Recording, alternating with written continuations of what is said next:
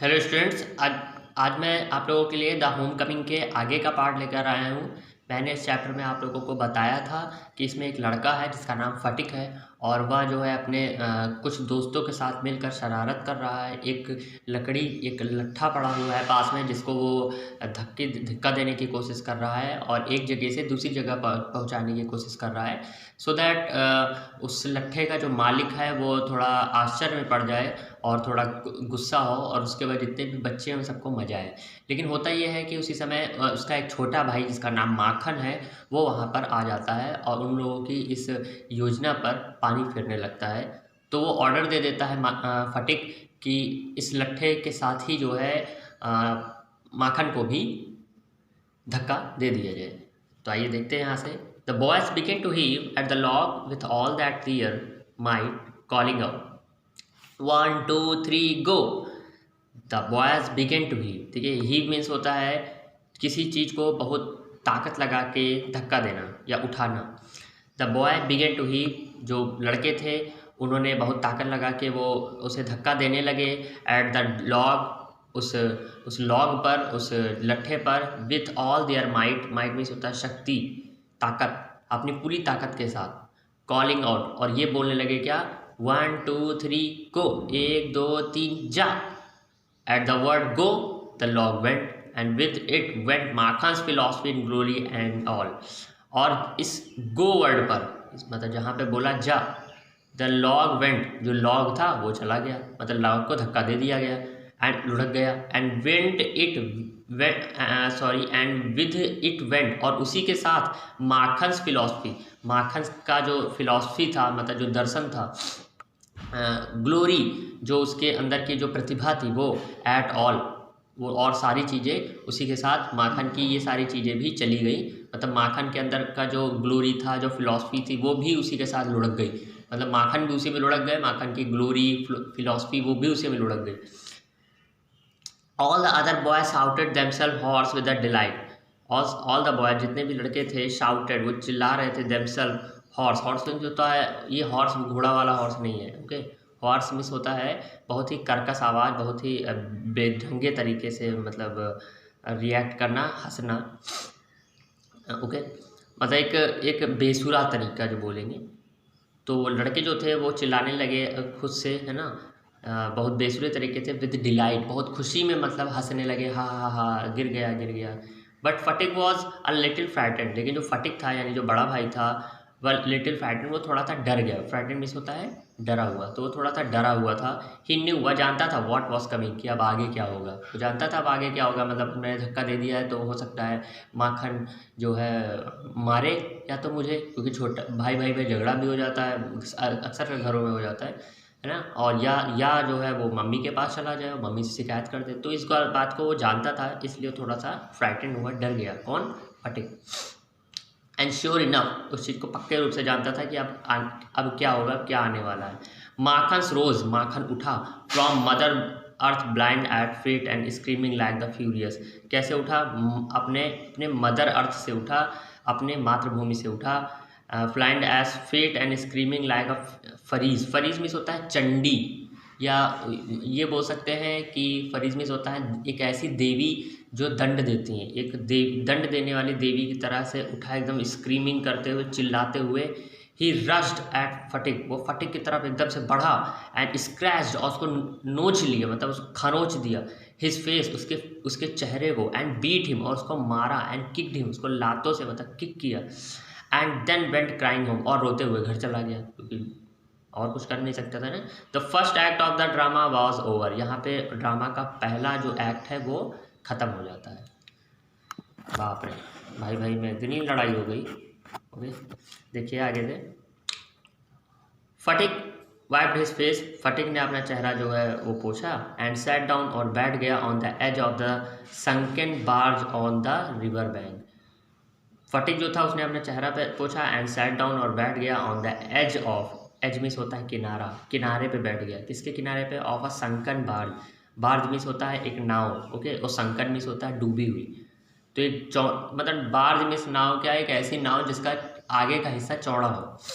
तो एक ऐसे नाव पे जो है बैठ गया जो संकन थी, डूबी हुई थी, मतलब पहले कभी जो नाव डूब जाती हैं वो नाव खराब हो चुकी होती हैं, तो वहीं पास में ही नदी में एक डूबी हुई नाव रखी हुई थी, उसी के किनारे पर जाके फटिक बैठ गया ऑन द रिवर बैंक, नदी के किनारे, and begin to chew a piece of grass, और घास का एक टुकड़ा लेके उसको क्या करने लगा, च्यू करने लगा, चबाने लगा।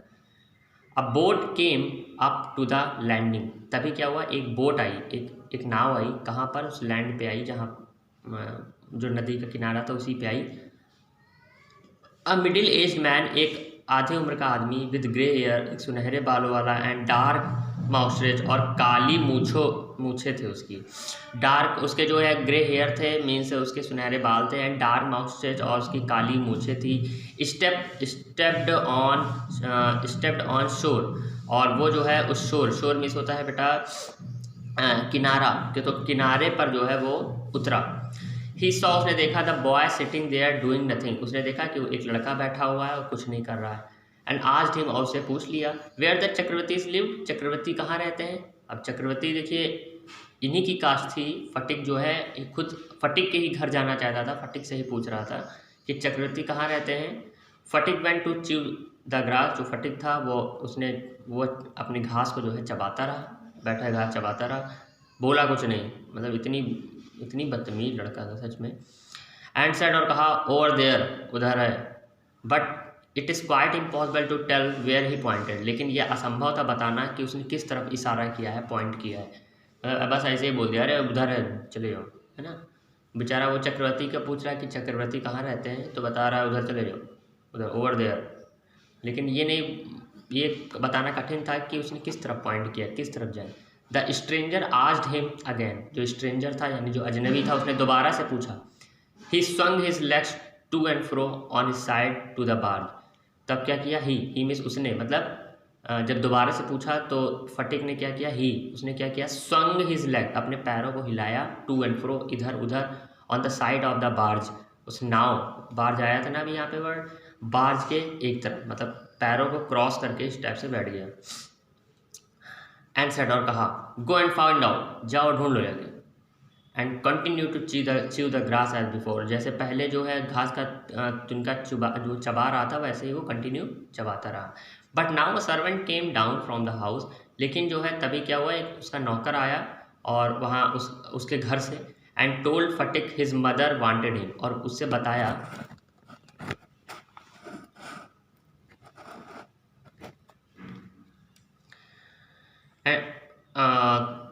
Now a servant came down from the house, तभी जो है घर से जो है नौकर आया, एंड टोल्ड फटिक, और फटिक से बताया, हिज मदर वांटेड हिम, कि उसकी माँ उसको बुला रही है, मतलब माँ उसको चाहती है कि वो आ जाए। फटिक रिफ्यूज टू मूव, लेकिन फटिक ने रिफ्यूज़ कर दिया जाने से, मना कर दिया, हम नहीं जाएंगे। जानता तो था ये घर जाएंगे तो क्या होगा, है ना, छोटे भाई से लड़ाई हुई है, छोटे भाई ने मारा है, लेकिन छोटे भाई ने बताया भी तो होगा ना।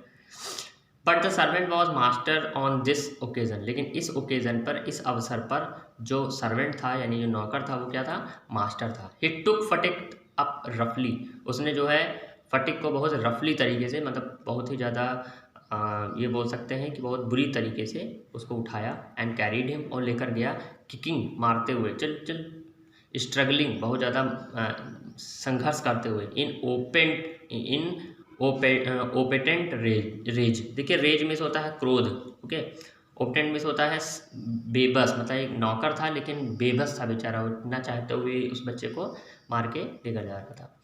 When Phatik came into the house, जब फटिक जो है घर में आया, हिज मदर सॉ हिम, तो उसकी माँ ने उसको देखा। सी कॉल्ड आउट एंग्रीली, और बहुत जोर से जो है बुलाया। सो यू, क्या बोला, so you have been hitting Makhan again, तुमने फिर माखन को मारा, बदतमीज, मतलब बदतमीज नहीं बोला लेकिन केवल इतना ही बोला, बदतमीज मैंने बोला। तो फिर पूछा कि क्या तुमने माखन को फिर से मारा। Phatik answered indignantly, no I haven't, who told that, Phatik ने आंसर दिया इंडिग्नेंटली मीन्स होता है बेटा क्रोध में आके, तो फटिक ने जो है बड़े क्रोध में आके कहा, नो नहीं, आई हैवेंट, मैंने नहीं किया, हु टोल्ड यू दैट, किसने बताया ये। हिज मदर साउटेड, उसकी माँ चिल्लाई, डोंट टेल लाइज, मतलब झूठ मत बोलो, यू हैव, तुमने किया है। फटिक सेड सडनली, फटिक ने अचानक से कहा, आई टेल यू, मैं बताता हूँ, आई हैवेंट, मैंने किया, सॉरी, आई हैवेंट, मैंने नहीं किया, I tell you I haven't, मैंने नहीं किया, मतलब फटिक देके यहाँ पे झूठ बोल रहा है, फटिक ने ही धक्का दिया था। यू आस्क माखन, चाहे तो माखन से पूछ लो। अब माखन से ही लड़ाई हुई है, माखन से कह रहा, सोच रहा था माखन तो बचा लेगा, तो कहा हमने कुछ नहीं किया, चाहे माखन से पूछ लो।